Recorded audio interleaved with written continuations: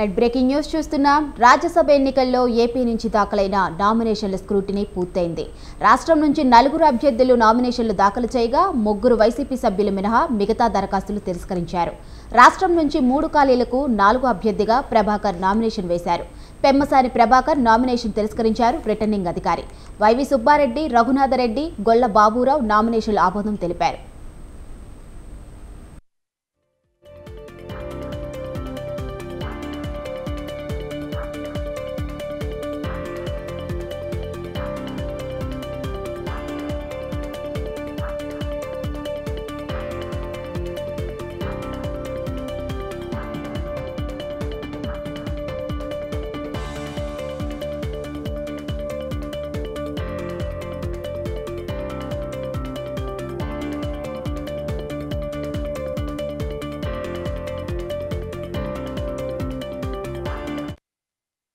ఇక ఇదే అంశంపై మరింత సమాచారం మా ప్రతినిధి రమేష్ ఫోన్లో అందిస్తారు. చెప్పండి Ramesh.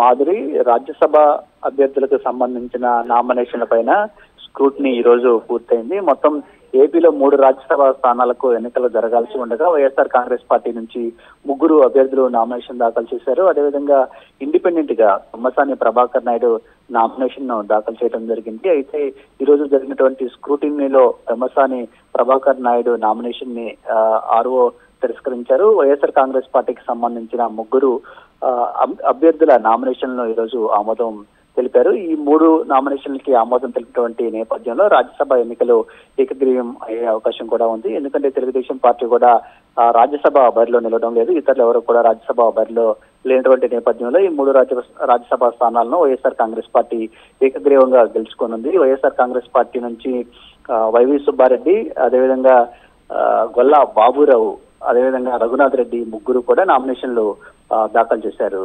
Madhuri. Right, thank you Ramesh.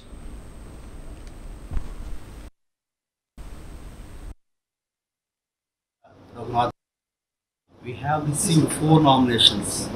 One is from Pemmasani Prabhakar Naidu. He is independent candidate.